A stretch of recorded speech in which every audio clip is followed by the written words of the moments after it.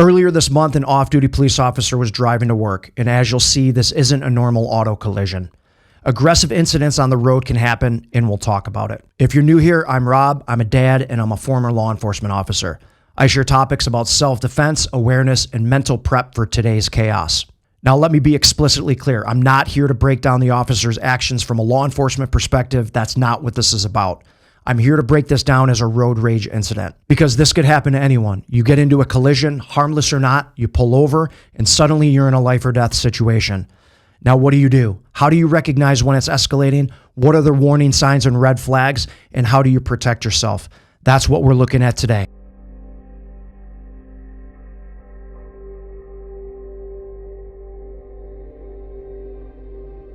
This is released footage from the Milwaukee Police Department. It's graphic, so viewer discretion is advised. Let's break it down.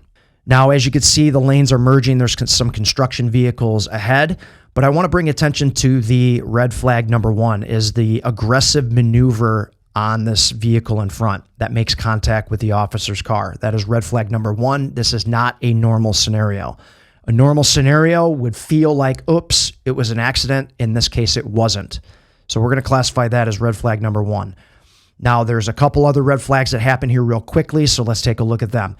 The first red flag that I notice is the fact that the driver is not worried about any type of damage to the back end of his vehicle. I know if I made contact with a vehicle, I'd probably at least glance at it to see what am I dealing with here, but that doesn't happen here. That's red flag number one. Quickly, as he turns his body towards the officer, is his hand is concealed. He comes out of the vehicle, his hand is inside his pocket.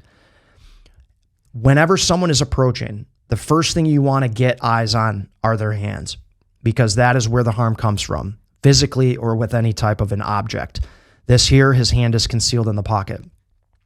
The next red flag is the agitation, the hand movement, and the quick approach of the officer.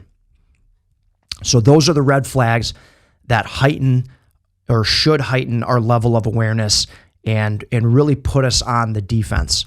As this continues to play out, both drivers are now out of their vehicles, and one of the most dangerous things that occurs here is we lose visual on the subject behind us. We are not able to gather any type of information here. So that happens for about 2 to 3 seconds. We do a quick shoulder check here.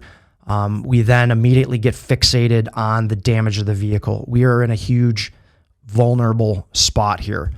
And then the physical violence ensues. And now with the subject not knowing that this officer was a concealed carry or an off-duty officer at the time, it ends up leading to the incident. Now, let's break down what we can do in order to try to prevent something like this from happening, or at least give us a fighting chance to create distance. Now, we talked about our red flags. One is the aggressive maneuver. That aggressive maneuver that occurs right here makes contact. The next one is the exit of the vehicle, not even paying attention to the damage. I'd be pretty pissed off. The next is the concealment of the hands, and then the agitated movement. Now, whenever this happens and you have the luxury of being in the vehicle and back, you have a ton of advantage here. One, you have the concealment inside your vehicle. Some may call it cover, but not really.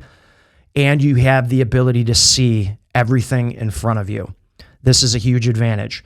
Now, the best thing to do in this situation is you know that things are heightened a little bit because of the aggressive nature of red flag number one. We want to be able to take time to view this individual get out of their vehicle. This gives us the ability to see what's going on, the level of agitation, to see if this is going to escalate any further. By being in your vehicle, you're able to make a few decisions. You do have that concealment, but you have the ability to back up. You have the ability to decide whether or not you're going to stay in your vehicle or exit it. But in this case, obviously, we know that the officer exited his vehicle. In this scenario here, once we're observing this, let's say that the driver's side door is starting to open. We have that level of protection. We have that as a barricade to create at least some sort of an object between the subject and ourselves.